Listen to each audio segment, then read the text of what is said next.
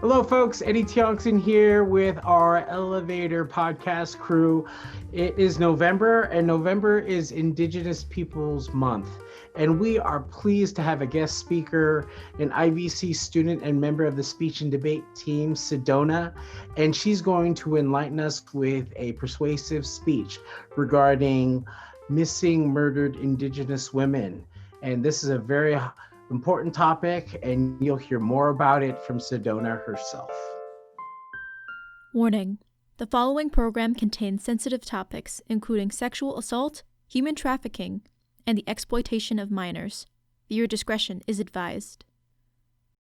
Sharon Bald Eagle was only 12 years old when she was stolen from her home on the Cheyenne River Indian Reservation, taken into a stranger's home, bound and beaten, as is reported on June 10th of 2019 by the West River Eagle. She still hasn't been found to this day. However, the story doesn't end with Sharon Bald Eagle. Sherry Ann Wounded Foot was found having been beaten half to death behind a building in Nebraska. Leslie Ironroad was found locked in a bathroom in North Dakota, having been brutally gang raped on its soiled floor just the night before. These stories are far too common. 84% of Indigenous women experience violence in their lifetime and are 10 times more likely to be victims of homicide, as is reported by Targeted News Service on October 16th of 2019.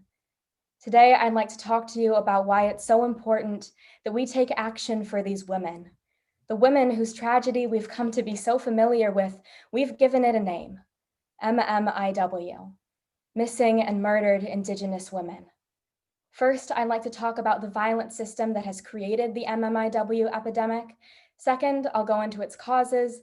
And third, I'd like to talk about some possible solutions, both on a national level and on the personal level. By the end, we'll all become familiar with this epidemic. But first, I'd like to deconstruct the problem. The problem is composed of, first, the violence Indigenous women face, and second, the high rate that Indigenous women go missing.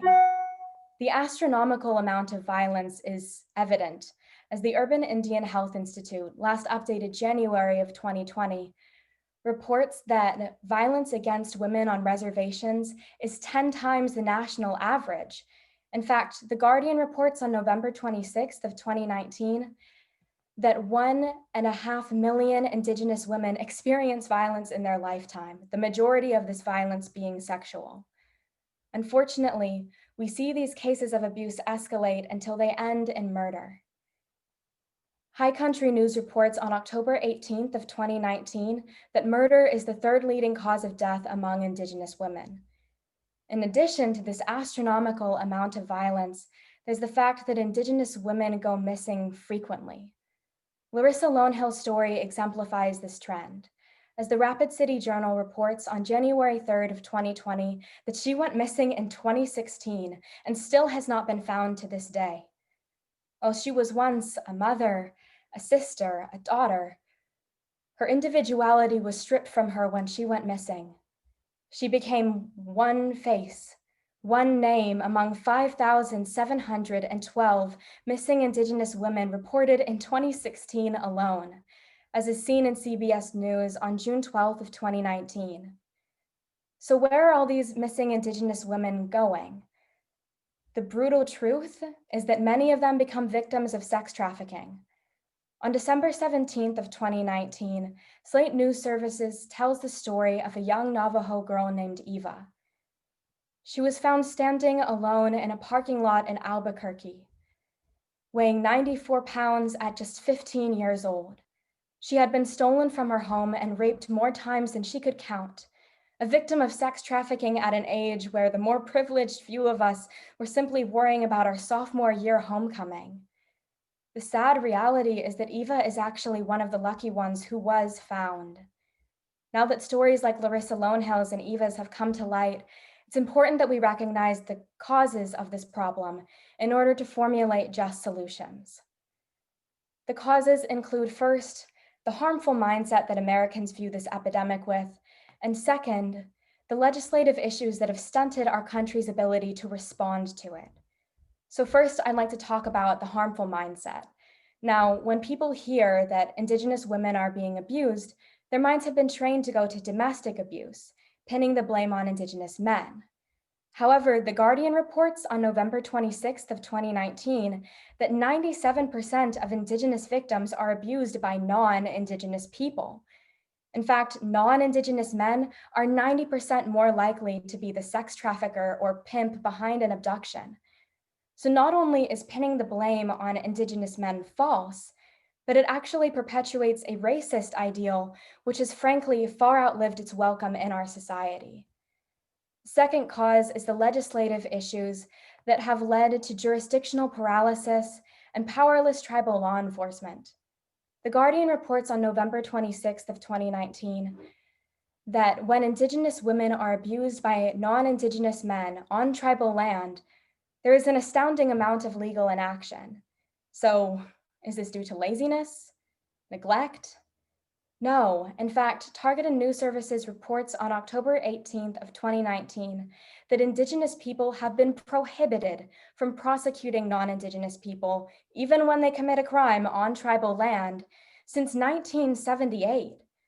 So not only does this render tribal law enforcement effectively powerless, but it actually encourages sex trafficking, as sex traffickers realize they will face basically no punishment. To make matters worse, sex traffickers will attempt to thwart law enforcement by crossing jurisdictional boundaries in a process called jurisdictional paralysis. By crossing jurisdictions, they halt investigations as jurisdictions have a hard time collaborating. In this way, many MMIW cases end up the same way as the women in them, lost and forgotten. Now that we've covered the causes, I'd like to talk about some possible solutions. So first, I'd like to cover the national scale solutions and then move into more personal efforts that can be made. The Herald Republic reported on November 26th in 2019 that Donald Trump signed an executive order to create a White House task force to help solve MMIW cases.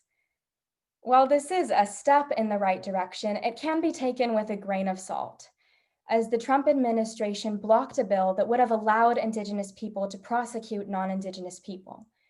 However, there is still hope, as the Sierra Club reports on May 4th of 2019 of SAVANW's Act, an act which would stop jurisdictional paralysis by restructuring jurisdictional legislature to promote collaboration, as well as collecting more data on MMIW cases to help them be solved.